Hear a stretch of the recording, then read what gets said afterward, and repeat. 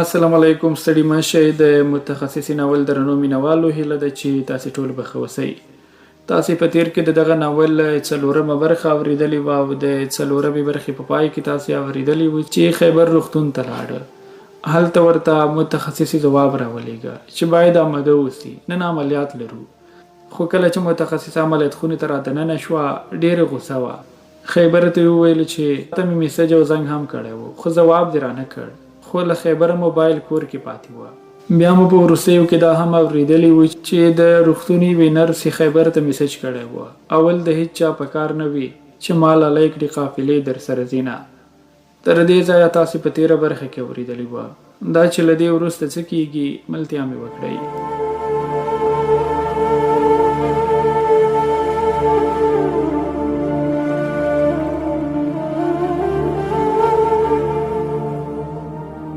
د نرسي پروفایل مې وکوت، آنلاین وه. په لنډۍ مې ورته سوالی کېښوده. سوالی ته یې د خفګان سټیکر ورکړی وه. دوباره مې سوالی کېښوده او ویې لیکل ستا سزاګانې در ښایم خو یو کار به کوې، زه چې د زړه زخمونه سپړم انکار به کوي. د نرسي په مطلب نه پوهېدم. ورته ومې لیکل نجلۍ صفا خبره ولیکه. د نرسي ځواب ورک شو. 2 دقیقې وروسته یې میسج راغی. خیبره ما معاف کړه، پټه مینه مې در سره کړې. تر ننه مې درته د اظهار جرأت نه درلود خو نن یې وایم. دومره سپېڅلې مینه مې در سره کړې چې نور توري ورته نه لرم. ما ویل پکه دا دې بله سپکه، اوس نرسې ته څه ووایم. د ځنډ وروسته مې ورته ولیکل نجلۍ کنفیوز دې کړم، زه به څه درته ووایم، هېڅ نه پوهېږم او نه د مینې خبر یم. زما او ستا خو نورمال اړیکه وه. میسج ته یې د خندا سټیکر ورکړ او ویې لیکل د ځانه ساده مه جوړوه. آیا زما په هومره وخت درکولو عادتونو هم نه پوهېدې؟ ورغبرګه مې کړه. باور وکړه چې زه په هیڅ نه پوهېږم او نه مې فکر شوی دی. ویل یې خود به نه پوهېږې، ته خو اوس د غټو خلکو یارانې کوي، زموږ د خوارو دې رب مل شي. ومې لیکل غټ خلک او یارانې. ریپلی یې وکړه ځان په ناپوهۍ مه نیسه، ته واځه مو نه وینم روغتون کې. ما ویل ونجلۍ خبره ښکته پورته مه کوه، سمه خبره وکړه، ستونزه څه ده؟ لاندې لنډۍ یې راولېږله. په مخ کې ځم په وروسته ګورم لکه بایللی جوارګر چې کور ته ځینه. ما وی استغفرالله و جوارګرې اصلي خبرې ته راشه. شیبه وروسته یې ولیکل ستا د خپلېدو خوبونه مې لیدل خو لکه چې متخصص یې په اوبو لاهو کړل.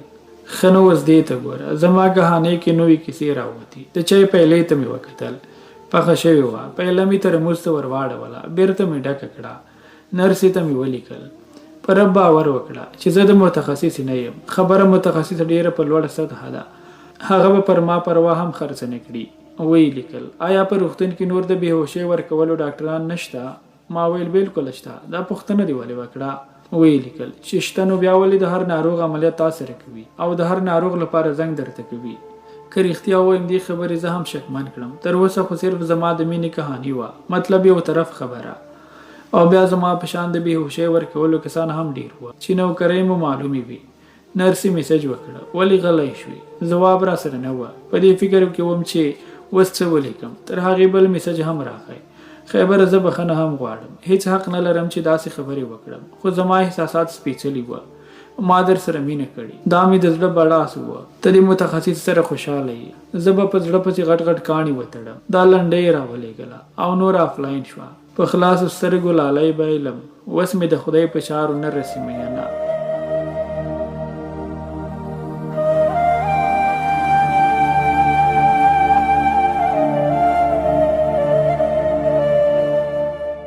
چون نرسې په زړه کې نیولی شوم خو بل طرف د متخصص علاقه هم الهي نصرت راته ښکاره شو. څوک به یې ومني چې داسې متخصص د عادي انستیزیولوګ ته هم ارزښت ورکړي. ټنګ شو. متخصص زما د بخښنې سټیکر ته ریپلی راکړه. لیکلي وه په شوګیرو بلد سړی یم، د کلي خلک پښمني ته پاڅومه. کاش روژه وای چې کورنۍ خو د اسانه پښمني ته پورته کولی شوه. مسلسل یې څو د خندا سټیکرونه هم اچولي وه. ریپلی ته مې د خندا سټیکر ورکړ او ومې لیکل اغلې بس هغه شپه هسې خوب نه راتلو، تا نو راپسې زده کړل. ویې خندل. ټوکه مې وکړه. نن ورځ مې روغتون کې هم څو تیزې خبرې وکړې، د هغې هم زیاته بخښنه غواړم. خو باور وکړه چې د زنګ او میسج نه ځوابولو سره حساسیت لرم. ما ویل رب دې وبخښه، ما هم جدي نه دي نیولې، ته پر حقه یې. مننه یې وکړه او ویې لیکل یو شخصي پوښتنه کولی شم؟ ما ویل هو په سترګو. ویلي واده لري یا کوژدن؟ ومې خندل. ناغلی تر اوسه یې فکر هم نه لرم. او بیا ما عاجز څوک قبلوي؟ ریپلای وکړه ښه شوخي دې معافي، کومه ملګري څوک هم لري که نه؟ ما وی نه هیڅ کله نه لرم. بیا یې میسج ته د خندا سټیکر ورکړ او لیکلی وه. نو بیا ولې په نیمو شپو شوګیرې کوي؟ وای مې ولیکل. اغلی بیا شوګیرو ته لاړې. ته به د شوګیرو خبره کله هېروي؟ خندل یې. ویلي وبخه شوخي مې وکړه.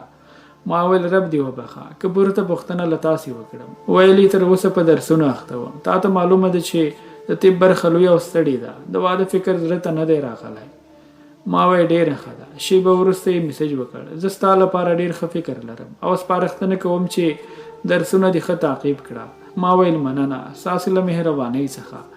یو څه وځنډېده. لږ وروسته یې میسج راغی. رښتیا په روغتون کې د بېهوشۍ ورکولو ښځینه سټاف ډېر کمزوری دی. که دوه نجونې سمې بلدې کړو څنګه به وي؟ ورغبرګه مې کړه. دا خو به ډېر ښه وشي.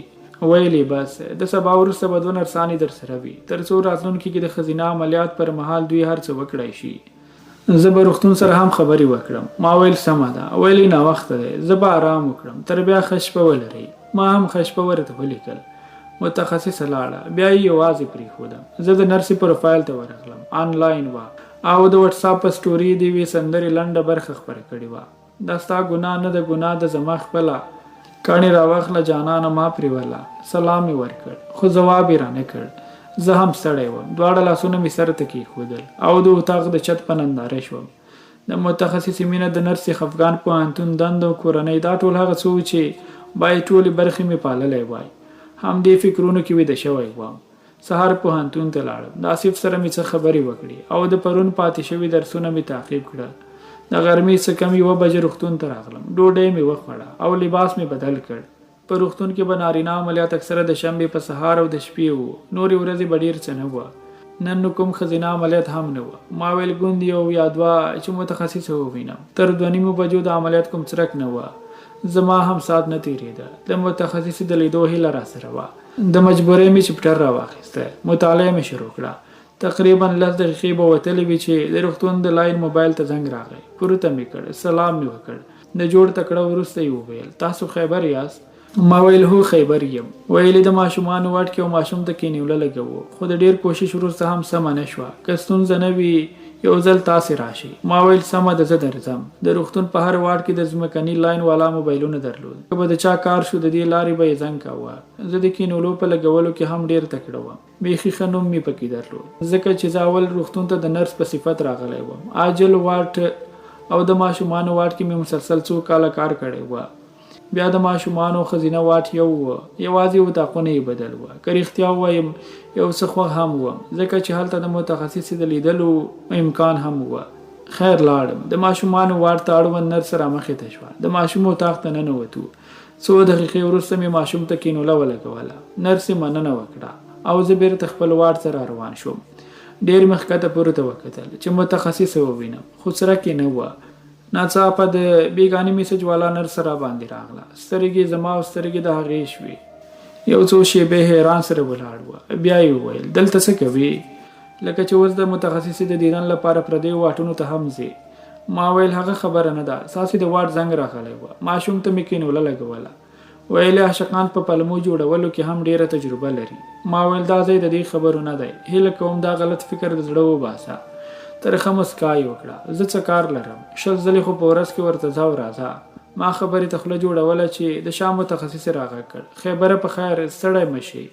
نرسې شونډې بوڅې کړې او غلی وویل واخله لیلا دې هم را پیدا شوه. زه متخصصې ته ورتاو شوم. متخصصه نن بې جوړې ښکارېده ځکه چې خپل لباس یې پر تن و. غټې نرګسې سترګې، اولونه زلفې، نری ټیکری، تابویل کومه هوره د کوی کاف را پټه شوې ده. سلام اغلې څنګه یاست؟ ویلې شکر دی. څنګه راغلی؟ کوم خپلوان څوک مو بستر دی؟ ما ویل نه اغلې د واټ زنګ راغلی و. یو ماشوم ته مې کنوله لګوله. د ماشوم اتاق ته یې اشاره وکړه. د هغه اتاق ماشوم ته؟ ما ویل هو همدغه ته. ویلې کنوله ولګول شوه؟ ما ویل هو شکر. زیاته یې کړه رښتیا هم ستونزمنه وه. آفرین چې دا کار دې وکړ. خو دا راته ووایي چې دومره سختي کنولې څنګه لګولی شي؟ متخصصې ته مې پورتنۍ خبره وکړه چې زه اول روغتون ته د نرس په توګه راغلی وم. کینولو کې مې ډېر کار کړی، اوس هم چې سخته کینوله وي ما پسې زنګ وهي. متخصص ویل ماشاءالله خیبره دا خو د کمالاتو ډک یې. ما ویل چې یوازې بېهوشۍ او شوګیرۍ کولی شي. سترګې مې ځمکې ته نیولې وي. نرسه لکه جاز خپل اتاق ته روانه شوه. متخصصې ته مې ورغبرګه کړه. زه نه پوهېږم چې تاسې به د شوګیرو خبره کله هېروئ. ویې خندل. خیر لږه شوخي دې هم پکې وي، بغیر د شوخۍ ژوند بې مالګې وي. ما ویل هو اغلې دا خو ده. د مسکا سره یې وویل چای څښې؟ ما ویل نه مننه، زه به خپل واټ ته لاړ شم. ویلې ګوره زموږ واټ ته راغلی یې، بیا به ګیله کوي چې د چای ست یې هم ونه کړ. ما ویل تاسې څو ځلې عملیات خونې ته راغلی خو ما د چای ست ونه کړ. تاسې په میلمه پالنه کې تکړه یاست. ویلې هو د نارینه و ښځینه څو برابره تکړه وي. ومې خندل. په بعضو مواردو کې در سره منم، خو په هر څه کې هم ځانونو ته نمرې مه ورکوئ. نرمه مسکا یې وکړ. نارینه لږ بخیلان هم دي. په هر صورت تاسې مو واټ ته لاړ شئ. په مخه موخه رخصت مې واخیسته او خپل واټ ته راغلم. د عملیات خونې غم دا و چې موبایل پکې کار نه کولو. د دې د لاسه زیات په تکلیف وم. د عملیات خونې ترڅنګ د روغتون د ادارې مدیر دفتر ډوله اتاق وه، هغه پسې ورغلم. ما ویل مدیر صاحب په لانجه اورېدلی یم، زموږ ځای کې انټرنیټ څه چې موبایل عادي شبکه هم نه ښایي. ویلې همداسې ښه ده، په انټرنیټ څه کوي؟ د ناروغانو سره وسه. ما ویل یاره نو ته هم نادودې غږوې، دا وای فای پاسورډ راته وښایه. ویلې بغیر د اداري پرسونل چاته پاسورډ نه ورکوو. ما ویل ملګری مې نه یې، هیله کوم. مدیر د وای فای پاسورډ راکړ او خپل اتاق ته راغلم. واتساپ مې راخلاص کړ. کوم نوی میسج نه وه. د واتساپ سټوري ته لاړم. متخصص او نرسې دواړو نوې سټورۍ لګولې وې. د متخصصې په سټورۍ لاندې باید وه شکمن شم په ځان چې در مین نشم سړیه، له تا سره چې کېنم کیسې رانه زیاتېږي. او نرسې لیکلي وه انجلۍ زما لالی دې خپل کړ، قبول دې مشه د رب ټول عبادتونه.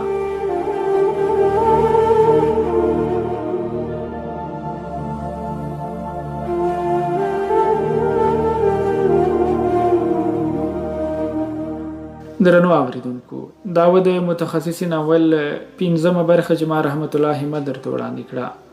په بله برخه کې چې ځل بیا ستاسې چوپړ کوم، تر هغې ښه وختونه خوشحاله شم.